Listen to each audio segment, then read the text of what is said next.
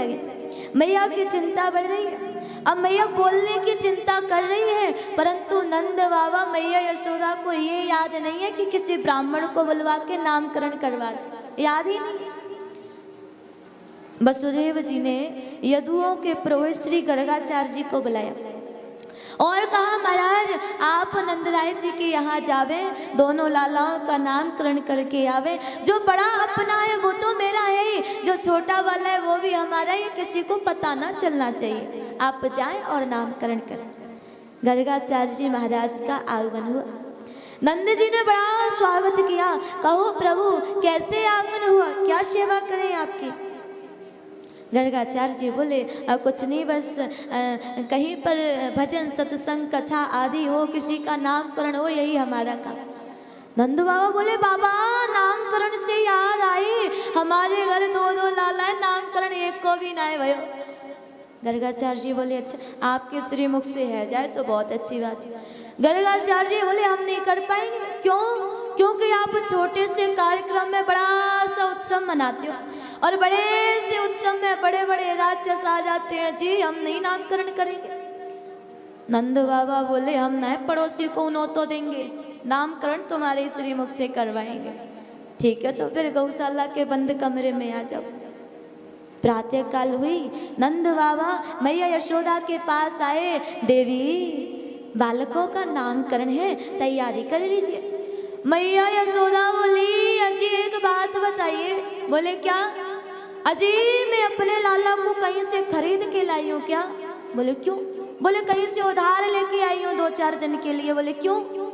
अजी जब मेरे लाला को नामकरण होएगा तो 6 महीना पहले से चूल्हे को नौतो दिलवाऊंगी पूरे ब्रज में। हाँ, ऐसे चोरी छुपे थोड़ी ना करवाऊंगी। बाबा समझा रहे, देवी हमें कहा करनो अपनी नाम बड़ाई प्रतिष्ठा से, लाला प्रसन्न रहे बस।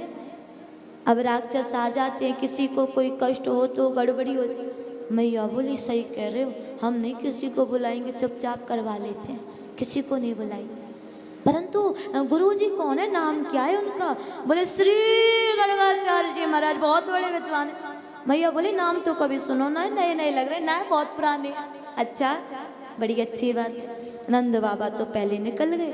अब मैया के मन में फिर भी शांति नहीं मिली कि ना जाने कौन महाराज आ रहे, कौन आ रहे। रोहिणी से बोली, बहन देखो मैंने सुनी है बहुत बड़े विद्वान आ रहे नामकरण करने, थोड़ी सी परीक्षा तो ली जाए। बाबा असली है कि ऐसी कड़िया पलटन है, थोड़ी सी परीक्षा तो ली जाए। रोहिणी बोली, बहन हम ब्रज की गोपियां अनपढ़ और गवार, इतने बड़े विद्वान का कैसे परीक्षण करेंगे? मैया बोली, या में पढ़ाई लिखाई को कछु काम ना, पेपर थोड़ी ना देने, तो क्या करना है जी? बोले एक काम करो, बस मैं गोरी गोरी, आपको लाला गोरो गोरो, तुम कारी, मेरो लाला कारो कारो, अपनो लाला मोकू दे दो, मेरो लाला तुम ले लो, लालाओं की अदला बदली करके जाएंगे। बाबा असली भय तो जान जाएंगे कि गड़बड़ी हुई है, और नकली भय तो हम जान जाएंगे बाबा किसी काम के नहीं। लालाओं की अदला बदली कर ली। आ गई गौशाला। गर्गाचार्य जी के सामने मैया यशोदा बैठी रोहिणी नंदन को लेके। बाबा मेरो लाला बड़ो है, यही लिए पहले मेरे लाला को नामकरण करो। बाबा बोले, देवी जिस बालक को आप गोद में लेके बैठी है वो आपका तो है ही नहीं। मैया बोले, मेरो नहीं तो कौन कोई, बाबा मेरो ये नामकरण करो। बाबा बोले, नहीं देवी आपका नहीं है तो किसका? बाबा बोले, अयम ही रोहिणी पुत्रो रमयन सुहृदो गुणे आख्यासते राम इति बलादेख्यात बलं विदु। देवी अयम ही रोहिणी पुत्रो, ये रोहिणी नंदन है। मैया बोली, रोहिणी जी से बहन अपनो लाला लो, बाबा असली है नकली ना है, मेरो मोको ही दे दो। लाला लिया। बड़े पुत्र का नाम एक गर्भ से दूसरे गर्भ में लाए जाने के कारण संकर्षण। त्रेता युग में राम बड़े थे, द्वापर में ये बड़े, इसलिए इनको राम कहेंगे। बल अधिक होने के कारण बलराम बुलाया जाए। हल धल दाऊ दयाल संकर्षण अनेकों नामों से इनको पुकारा जाए। बड़े पुत्र का नामकरण हुआ। अब बारी आई नंद नंदन यशोदा नंदन। जैसे ही मैया आगे बढ़ी, गर्गाचार्य जी की नजर जैसे ही लाला पर पड़ी, उनकी तो टकटकी समाधि लग गई जी। पलक झपके नहीं, आंखें खुली, मुंह खुला, बाबा की श्वास बंद, एक नजर से देखते रह गए। मैया ने देखी, बाबा पलक झपकते ही नहीं है, बाबा हिलते भी नहीं। खड़ी होके मैया पहुंची, बाबा तो महाराज जी इधर से उधर भी नहीं हुए।